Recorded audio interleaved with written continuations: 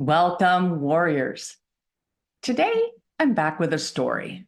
After all, that is what this podcast is about, right? Stories that offer hope and encouragement.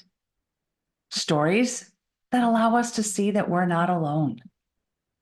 Stories that allow us to seek and find beauty in the brokenness we all experience. Well, this story may seem a little different, and you might not be able to immediately see yourself in it. But I hope you will listen all the way through, because there is relevance to all of us, even if we are not in this young woman's situation. Grab a tissue. You're in for a tale of a young maiden who risked it all. Let's rock. Does your past haunt you? Maybe you're in a storm that feels like it will never end. Are you fighting a battle that's rendering you hopeless? Maybe you feel like you're fighting alone, but your battle was not meant to be a solo endeavor. You were meant to be a warrior among warriors. My name is Heather, and I grew up thinking my battles were nobody's business, until I found myself in an abusive marriage and felt cut off from all avenues of help. In this podcast, you will hear warriors' words.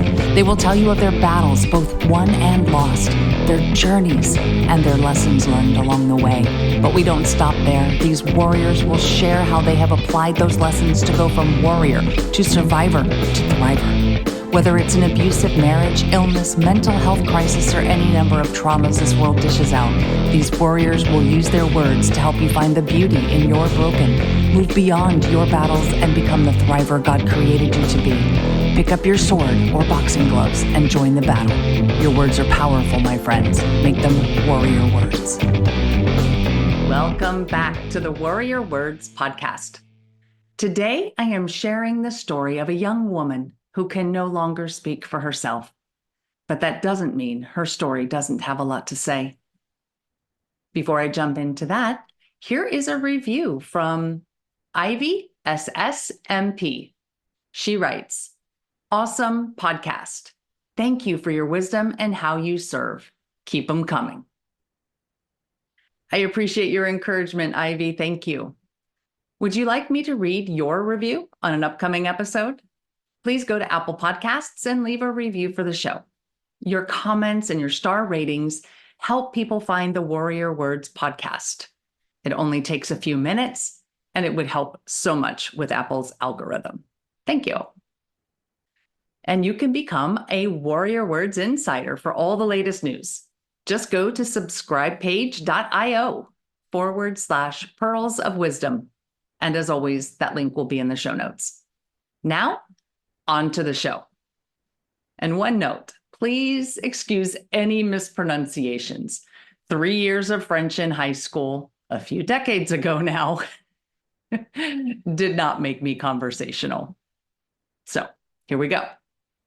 Born in Domremy in northeast France in about 1412, Jeanne d'Arc went from the daughter of a peasant farmer to one of the patron saints of France. Known as the Maid of Orleans, she valued her femininity, yet she is also heralded as an early feminist. Now, I'm not here to debate the definition of that word or to debate its value. The point I want to make here is that she viewed herself as a young maid, even referring to herself as la Pucelle, which means the maiden. She didn't view herself as a warrior, but that's what she became. While she was not taught to read or write in her childhood, she ended up leading an army to defeat the English and help install the rightful king to lead France.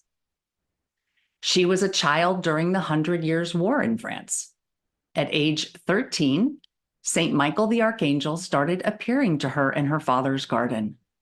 This was frightening to young Joan at first. The appearances became more and more frequent, and at times, Saints Margaret and Catherine also appeared with him. Over the course of these apparitions, these heavenly visitors shared with her God's will that she was to have a hand in saving France. She gave them a vow of chastity, leading to her self-reference as La Pucelle. She was able to get an audience with Charles, the Dauphin. Like many men in her time, he doubted her. So he devised a ruse and had someone else appear in his place for the meeting. Instead of speaking with the imposter, however, Joan found the soon-to-be king instead and spoke with him. There's also a story of this meeting where she apparently shared something with him that she could not have known unless God or her heavenly visitors shared it with her. However, there is no record of what that detail was. Between these two events, Charles was convinced of her authenticity. At that time, there was also a prophecy that an armed virgin with a banner would save France. The Dauphin knew of this prophecy, and he put his hope and blessing in Joan. He gave her armor and a banner, and she, a female teenager, led the army, and then led that army to victory. There are many other details in this story, but the basics are that she led the army to multiple victories, escorted Charles to his rightful place as king, and then was by his side for his coronation. She would go on to be involved in more battles, some successful and some not. She was eventually captured by the Burgundians and turned over to the English. Then she was put on trial as a heretic and found guilty. Again, there are more details to that story, and I encourage you to find reliable sources if you are interested in learning more. Suffice it to say, she was found guilty, and King Charles VII did not help her as she had once helped him. And she was burned at the stake. In fact, she was actually burned 3 separate times. And then her ashes were thrown into the Seine River. But this action, or these actions, only increased her popularity. Eventually, her case was reopened and the verdict was overturned. She would be declared a saint by the Catholic Church and become one of the patrons of France, alongside Saint Michael the Archangel, one of her apparitions. So why do I share this story? Well, first, this is a podcast centered around our stories. My tagline is discover beauty in the broken. See yourself in our stories. And if you read my description, there's a line about wanting to be a warrior like Joan of Arc. But you really end up feeling more like Mrs. Banks of Mary Poppins. Joan didn't see herself as a warrior. And maybe you don't either. Now, I wasn't in France in the 1400s, but I'm willing to bet that Joan didn't think about her warrior status as she led her army. She did what she had to do to follow God's will. Isn't that what we do each day as we face our own battles? We just try to take that next step that will help us survive and be in line with God's will for us. Is it always right? No. Do we always win? Also, no. Joan didn't always win. There were battles she lost, and she ultimately lost the battle of her own freedom and her own life. But what she didn't do, what she didn't lose, was her desire to do God's will, even if it meant dying.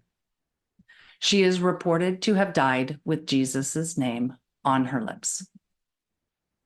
Whether you believe she actually had visions of Saint Michael the Archangel giving her these instructions, or you believe, like some others, that maybe she suffered from undiagnosed mental health issues, the one thing I think we can all agree on is that she acted with courage.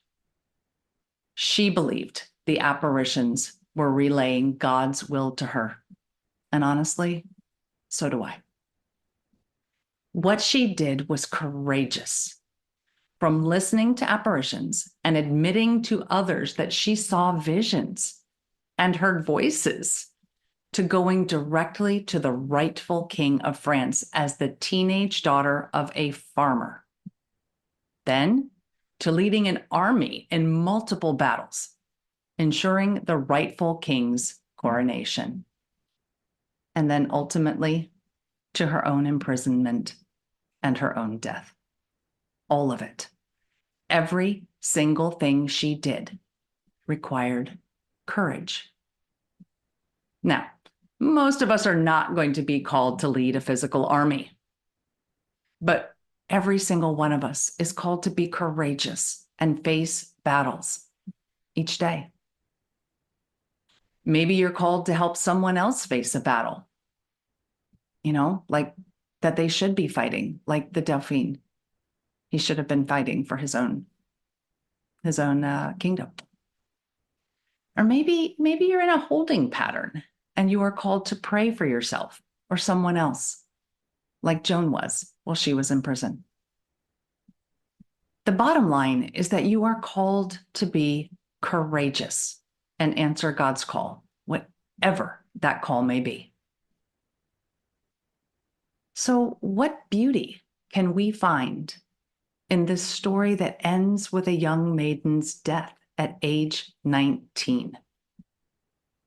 Well, she found courage that she didn't know she had. She became a warrior at a time when it wasn't accepted that she could be. Her courageous leadership led to the freedom of France and the rightful king on the throne. She has inspired many people over the last 600 years. Her courage, her willingness to go into battle, to follow God's will with absolutely no military training, and all of her amazing story are why she is a model for this podcast. Rise up, warriors. It is time to put on the armor of God and fight our respective battles and be courageous. Joan is quoted as saying, "One life is all we have, and we live it as we believe in living it.